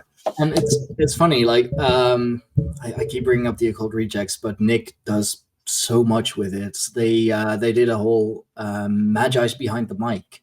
Mm-hmm. It's a series that he does, and apparently the Insane Clown Posse, in their own words, use the same tactics that the devil does, but instead they're using it to bring you closer to God. So they're using the same temptation, the same rituals, if you will, but like instead of drawing you closer to evil, they're drawing you closer to good. Yeah, Shangri-La, but then again, it is the Dark Carnival, the Hatchet Man always talking about fucking murder and all of that. And I mean, they're definitely magicians of some. Well, now sort. you know what the clown represents. You have to question the motives even more. But I don't know, to be honest. Maybe they believe that's what they're actually doing. I don't know. But at the same time, I think they did a Halloween concert last Halloween in a Freemason lodge. You know what I mean? So you also have to wonder, like, when you start looking into all this, like, it's a bit dodgy. Maybe they're just a couple of guys who couldn't make it rapping normally, did the clown thing, got a load of, like, support and stuck with it, and now they're just stuck with it. You know what I mean? Who knows? Look like, what the Freemasons did to Hollywood. Look what the Freemasons did to Hollywood. Now you have all these actors in the Screen Actors Guild, which is like another Mason's creation, that they basically cannot step outside of certain cultural norms and boxes that have been set for them. Mm-hmm. They can't say certain things publicly, whether they're true or not, or they believe them or not, or they will be ousted from the guild, right? these guys are basically sculpting our public opinion, and they have been for a while now. Why did all of a sudden clowns go from being these entertaining figures back to being dangerous and demonic? That's my question. It's an externalization of the hierarchy. They want you to know what it really means, and they want you to be okay with it. They're pushing clowns. They soft normalized it, and then they're slowly bringing in the dark aspects. Yeah, absolutely. Yeah, and you'll find I did a video, episode 43 of my series, and it's about just the clown in media of the last 10 years. I capped it at 10 years. Because you can go way back and start talking about Bozo and all these other ones. I said, let's just look at the last decade, and you'll realize we have been bombarded with clown stuff. Like, they have been bam, bam, clowns everywhere. They're in everything, all over the place. And I've been showing where they've been showing it, and these popular shows that have been coming out. And they're letting you know what they look. They're letting you know what it really is. Even if you consciously become aware of it or not, they're not really hiding it anymore. It's kind of shocking. I mean, just in the start of 2023, clown core fashion was going down the runways in France and Italy and everywhere. And they were pushing it. Think about all these other things, though, that have been normalized right alongside of it. Right, you have but it's a similar aspect. The vampire, right? Mm-hmm. You have the vampire that had this first almost like a comical appearance. It was dark, but it was mildly comical, and then it built up into a Dark Shadow style comedy, right, where it was absolute slapstick kind of comedy with vampires, and then this like normalization in Twilight where they're just normal people. You know what I mean? We've got, and with aliens too. Right, we've got all of these normalizations. Now you've got a being from space, a being that feeds off of other living beings, right? And then these clowns, and they're normalizing all of these things side by side through Hollywood and through all of these main scopes of our ingesting of media. It's powerful. I mean, I always say that the real secret to like making it big in the industry, whether that's art, music, film, or whatever, it's not to have talent. It has nothing to do with it. Just dress like a psychedelic fractal pattern clown monster, and you will be chosen. They will put you in the spotlight. They will make you big because they want you to be an idol looking like that.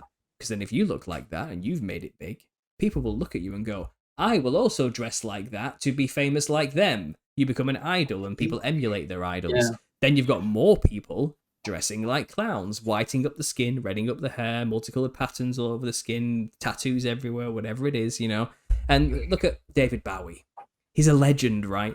Dies a legend, forever ingrained in history that everyone will remember for eternity. And he's always shown with his pale white skin, red hair, lightning bolt, multicolored sequin. Ziggy Stardust. A Ziggy Stardust character. Ziggy Stardust. But the thing is, the Diamond Dogs. Oh my god, that was even more freaky looking. Personally, I think he's a crap musician and that's terrible music. But he's immortalized as a god.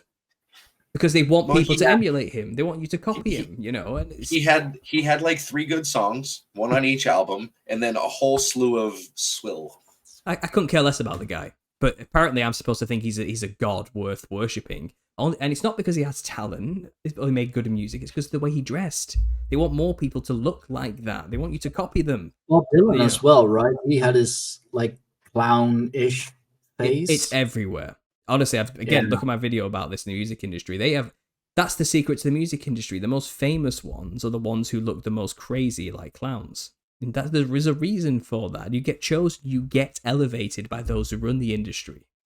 The Freemasons, Gimmicks will always work. I mean, just like the craziest fucking gimmicks there are. I mean, great example that I can think of, the hard rock band from Finland, Lordi, who won the Eurovision Song Festival. Not because their song "Hard Rock Hallelujah" was just so like incredibly good. I mean, it's a decent hard rock song. I'm not gonna knock it. But it's because of their gimmick. Mm-hmm. That's why they won, because they dressed up all monstrous and freaky with like the prosthetics and oh yeah it definitely helps, absolutely. But the thing is, you'll find the white face, red lips aesthetic is the most popular one in the music industry. That if the artist doesn't start off dressing like that, you guarantee they'll end up looking like that towards the end of the career. Okay, the Rolling Stones logo the Rocky Horror Picture Show. All of it. I mean, The it Rolling was Stones logo even had flooded the into song out. media. It's everywhere. It was flooded in the media. Now I've said it. Especially the 80s period. The 80s period of music was full of it. It was unbelievable, you know. But now I've said it, you start looking and you'll notice a pattern. They're all doing it. They're all whiting up the skin and redding up the lips. They're clowning themselves up more and more the more into the industry they become. Because they're in the industry of making idols for the public to copy. And the more people they can get dressing in these features, the stronger they're creating channels to the spirit realm through their vessels. And the latest thing with that. Ladies makeup. I don't think Miley Cyrus like really started it, but she popularized it, like with the tongue out, the tongue sticking out. Yeah. Like, now all of a sudden, everyone is doing it. Like you could say Miley Cyrus like kind of went back to normal, and now all of a sudden, Katy Perry has the like short, bleached hair and sticking the tongue doing it too. out. Yeah. I mean, people in like more of our circles were even saying that the demon that possessed Miley Cyrus is now possessing Katy Perry, and it's like, well, wouldn't surprise me if Jojo Siwa. Yeah, Jojo Siwa. Yeah, that's a new one, isn't it? Dude, look at this, right? Well, how many stars were for every photo shoot they were doing? They'd have like one eye covered somehow. You know what I mean? It's the black goo. Yeah. There is this, oh god, what was it in the 70s? There was something that they would put in the background of all these photos, the obelisk, right? Yeah. And then I think, was it Led Zeppelin or Pink Floyd? One of them did an album and they actually made a joke of it because they just like put it in every picture. It's like these families sitting at the coffee table and it's sitting there on the coffee table and they're just looking at it. But like in all these like Hollywood features for like years before that, there would just be like this black obelisk on a bookshelf behind people, you know what I mean? And it was like always in a shot somewhere. They add these things in, and it's well, I think they're leading us somewhere, right? I really do. I think they're leading us to this final conclusion, and we're all going to see what it is in this big unveiling of these curtains. Something like that. Very soon. In terms of like placement, Doja Cat's been obviously said she's been very demonic lately. You know, she's been. Yeah. And she literally did a thing where she's dressed like a black demon, isn't she, in a music video? Like, and she's in like a kitchen, opening all the cupboard doors open and slamming them shut and stuff like that. If you look to the bottom corner, there's a biscuit tin that is a clown. And it's like they put these things everywhere, and it's always kind of been there. It's one of these things. Now I pointed it out. You can go look back at things or look at current media, and you'll realize, yeah, that this really is everywhere, and it's reflected in even movements. For example, like I call them the multicolored collective. And it's that extremely left-wing, ultra-liberal types who have a rainbow-coloured flag as their thing, you know. Like, there's the multicoloured collective, which is a big umbrella term for a lot of factions within that. But their general aesthetic is bright-coloured hair, wacky tattoos, piercings, lipsticks, colourful clothing, and multicolours. And I think the spirit running through them is reflected in the way they look, if not vice versa. And I think it's all kind of there.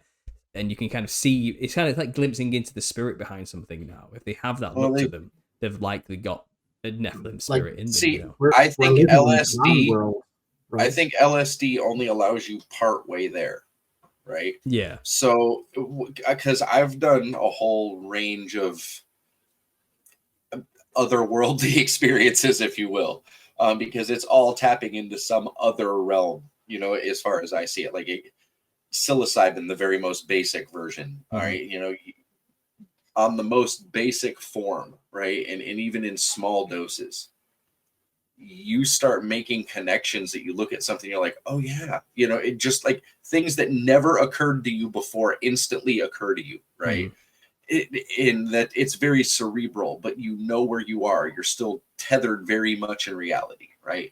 Mescaline is a little further up that. Then you get LSD, and then like peyote is another notch up, and then you get into the wild ones. Well, like peyote is pretty effing wild, but then you get into the other ones like the DMTs and stuff, and ayahuasca and all that. Now, I have not done ayahuasca, but isn't ayahuasca just getting a form of DMT? Ayahuasca is an MOA inhibited version of dimethyltryptamine. So dimethyltryptamine is normally broken down very quickly by the human body. So the trip will only last about 10 minutes if you ingest it through the crystal form or vaporize it. What the Amazonian basin tribes discovered is that if you mix the specific vine, the Beaker vine, with this other leaf, which it has the active compound of dimethyltryptamine within it, and make the brew correctly, the vine would inhibit the breakdown of the DMT in your digestive tract, because normally the acid would break it down too fast for you to process it. It stops that that quick breaking down of the chemical, so your trip lasts for hours. So ayahuasca is just a long multiple hours long version of a DMT trip, basically, and just because of that, inhibitor's been switched off. And the funny thing is, we in the West only discovered about MOA inhibitors in the 50s. They've been doing it for like a long time. In fact, they even claim King Solomon taught them how to do it on a visit to see the Incan king. The biblical King Solomon. I'm not even joking. That's where they claim they learned how to do it. Well, we've had discussions too about like South America. They have so many tangible links to different gods all over the place, right? Like the Viracocha are very much like these giant Viking gods, right? They ride up on twin serpents. Man, picture a giant Viking ship with two giant dragon sails, right? I mean, it's almost easy to see when you hear the mythos laid out how they would have seen these guys landing on the shore, these big serpent-headed boats and whatnot, you know, and they describe them as, you know, having golden beards and hair and da da da da da. Right now, on the other side of South America, you have these other tales of people arriving on the shore at, you know, roughly the same time, groups of similar gods, but they're described slightly differently, right? But they all come and like alter their lives and then haul ass. And there's this like this common story. They come in, they teach them a few things, and then they just bolt. Hey, we have a war and we have to go. Right now, like not Viracocha, Tlaloc, right?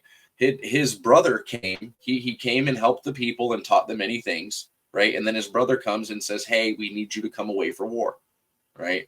And he took him away. And then the people just continued living until eventually in the 1500s, the Spanish landed, chased them north, blah, blah, blah. You know, flus killed a lot of people, blase, blase. But this is it's a destructive cycle though, you know, and I think we've been since the very beginning, you know, where these giant red-haired beings came in, there has been some form of eradication of the even the information, not just them, right, but the information about them. They want to wipe the knowledge of them away, right? And I don't think they ever can, because spoken history will always exist, right?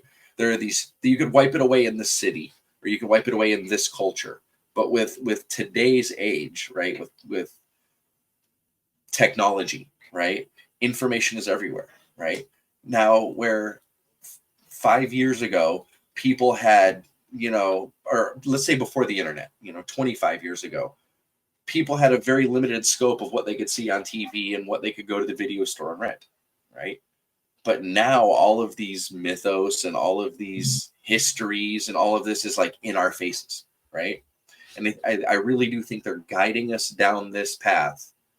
And everybody says, you know, we feel this, something is going to happen, right?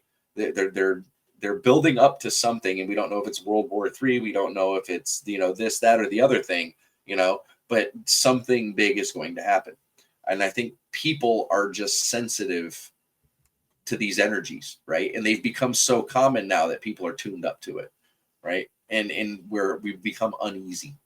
So what my next question is, what are they building up to? You know, and this is what I want to see. Where is this going to go? You know, what's the end game for the entire agenda? And that's, are we just, and here's my theory on it, right? And I think this has happened cyclically throughout Earth, that they trick people into saying, okay, you know, this god is angered. Now you have to help us build this giant monument. The people help them build this giant monument with, you know, wealth and labor and all kinds of different things. And they get this big monument built. And then the people that have it built go inside of it lock the door, and a big flood happens and wipes everybody else out, right? I think they're just building storm shelters, and they're tricking humanity over and over into different ways to build these bunkers for themselves, right? Because it takes such a massive amount of wealth and energy and engineering and all these different things to build it. It's very nearly impossible for one person to do. So they have to crowdsource it, right? So what do when they know these cycles are coming again? They get people amped up. Oh yeah, donate to this, the global warming fund, or save the seals fund, or this, that, and the other thing. And they're funneling all this money into the Svalbard seed bank and all these different underground bunkers in different places. And certain people are going to live it out.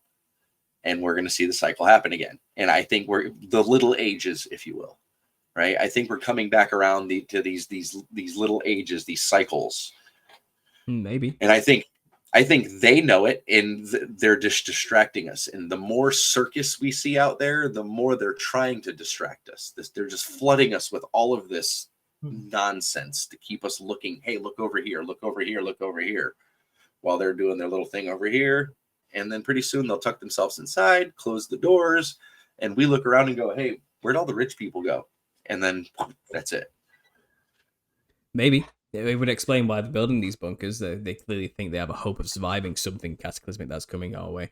To be honest, I've covered a lot of this endgame stuff on my channel, and if I was to explain to you now my view on this all, I need another 2-hour podcast. And I do a lot of podcasts talking about it as well, about the little season, and it's a brand new topic in conspiracy. It comes off the back of the Tartarian stuff, but it's the Christian take on it all. And if you want to talk about the end of the world, I can tell you a thing or two. But does it come from like the Incan calendar or the Aztec calendar? Well, you can go into the Kali Yugas and the cycles of India as well, and how we're in a certain age at the end of that cycle too, if you want to. But even then, they describe an epic war between a despotic king who convinces the whole earth to fight against a central king in the middle. And that is also the biblical narrative of the Gog-Magog war at the end of time, where the devil convinces the whole earth to make war with the camp of saints. We'll save that for another time, for another show. It's definitely an interesting topic. I mean, you could even relate that to the war between the Aesir and Vanir, if you will. Or the Ragnarok. I mean, just any the Great War at the end of time. It's an epic tale, isn't it? And many cultures talk about it. And that's my specific belief as a Germanic pagan, is that these gods are our ancestors, right? I mean, like literally, they are our ancestors. We bottlenecked humanity in the last ice age, and there was roughly at one point like somewhere between 12 and 40 people on Earth, right? This was the time of them, right? And that's where all of these tales come from. This is like, I think if you chase all of these back to their basis root, Stein, I shared a language tree. Is it possible to bring that up? Yeah. These different languages come back at certain points, and you can see where like these two share this mythos and these three share these, this type of belief, but then they all run back down into Proto-Indo-European, right? And if you look at the dates they give on these languages in history, it's absolute bullshit, because it would indicate that roughly like 1,500 years ago, people were just babbling, right? And I mean, okay, I get the Tower of Babylon and the Bible and all of that, but I don't buy it. Even as tribes in Germania was separated tribes, pre-Caesar time, or like year zero, we see Caesar writing that these tribes communicated with each other. They had federations and they would come together in wars. That means they could communicate, right? And they spoke a common tongue. So, I mean, the Greeks, we know they existed, so far back in time. But you look at the dating that they put on like these linguistic trees, like just Germanic, right? It puts it like right at about the year zero. All right, well, all these tribes existed year zero, but like Proto-Indo-European, the dating on it is like literally 500 years before. So you mean to tell me 500 years before, everybody that was speaking Russian, everybody that was speaking all of these different branch languages was speaking the same tongue, I'm just not buying that was 2,500 years ago. So like, it's a really, it's a really awkward history. But if you look at all of those, basically all of these mythologies, these giants' tales, right, all have a root where they are all told from the same point. Now, I can't say that's Proto-Indo-European because the Native Americans also had it, because it's also in Australia, and they were there 70,000 years ago, right? 65,000 years ago. So, like, there's got to be a much deeper root to this, like pre-last ice age root. And this is where I get onto there was a civilization before the ice age. There had to have been, right? Because you couldn't get all these common tales without it. It's not possible. Maybe, but again, I don't even know if I trust any of the historical records about timelines or how long the history has truly been, to be honest. I don't think we can. That's why I've started looking at the spoken histories. Yeah. And I am trusting the spoken histories because, like, you can look at the Aboriginal people and they have these tales, and then they're finding like archaeological evidence that validates this part of it, that was 12,000 years ago, and this part of it that was 15,000 years ago. The thing is that they may say 12,000 or 15,000, but it may not have been that long ago. I mean, what concept of time do they have, And I'll buy that. You know what I mean? Because even with our carbon dating and different sciences now, where I have a hard time is like when we can actually date the strata. You know what I mean? We know like how soil builds up in different areas and things like that. There's a lot better dating with that, like especially like younger dating, like tree ring dating, and like there's more precise forms. But the carbon dating, I'll give you over a certain date. It's like they're pretty much just telling us what we want to hear. Well, even in and is it dendrochronology you're talking about there with the trees? Yeah, it seems like in the year 536, based on the tree rings, there was an ice age. A mini ice age. Yeah, the Dark Ages. Something happened that was horrible. We know the sun. We know the sun went out for 2 years because of two volcanic eruptions. Mm-hmm. Technically, 3 volcanic eruptions that happened at 2 different times. 2 of them went off simultaneously, and then another one like 2 years later, and it just kind of like. But the thing is, that would likely bottleneck an entire civilization and culture of people. Without food growing. Without food growing, how long would it take before people starved to death and died? I'm quite a fan of the Tartaria theory. I think it's incredibly interesting, and you can link so many things to it. And one is timeline deception, that somehow some group has added 1,000 years to our timeline, and the proof, quote unquote, would be that on like pretty old buildings. I know that in my hometown you have a couple of buildings like that. Like, for example, 1528 would be written down as J528 or I528, and they just tell us, oh no, that's a 1. I mean, that's clearly not a 1. Like the I and the J both are in my freaking name. I know what they look like. On coins as well, same thing on coins. They put the date these coins. Yeah. And there's much we can speculate on what all that's about. But guys, I'm gonna have to get going soon. I'm going over 2 hours here. And that's perfectly fine. I mean, I'm it's a little past midnight here. You're an hour behind me, but this has been incredibly interesting. A lot of food for thought, a lot of things that need further investigating, and I guess a good start would be by buying your book. So where may the people find that? Yeah, so if you want the visuals for a lot of things I'm talking about, this really is a visual topic, and you want to hear a lot more detail, because I've just given you a very brief overview. We haven't even touched on quite a lot of things, to be honest. Go to my YouTube channel, go to the playlist section, and go to the Nephilim Look Like Clowns, and you'll see a lot of my research just laid out there over the past 8 years. I have published the first book, The Nephilim Look Like Clowns, Volume 1, The History. This explains where Nephilim come from, why they had the features they had, and it goes into secret societies, their connection to creating the costume. A lot of the stuff we covered today is in this book. Volume 2 is going to be called The Now, and it's going to be all about the modern day music industry, the arts industry, the cultures all around the earth who dress this way to channel their ancestors, all that kind of stuff. I do briefly touch on that at the end of the book by focusing on the Heyoka and the American traditions of the sacred clowns. But again, we didn't even talk about that today. This goes way deeper than I've just said today. So go to YouTube primarily to watch the videos on these things. But you can go to Amazon and type in The Nephilim Look Like Clowns, and you can get the book as well in paperback or hardback.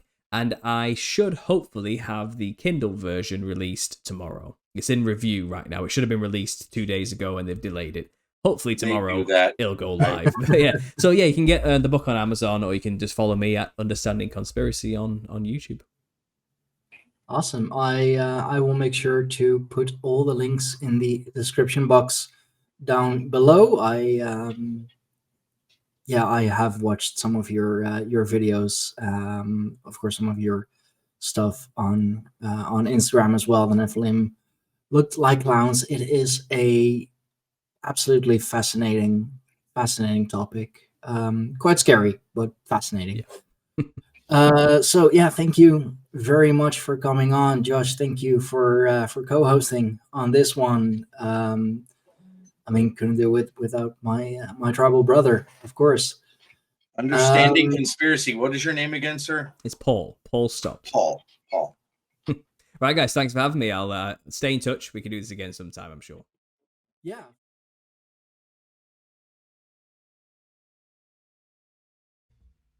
I want you to get together.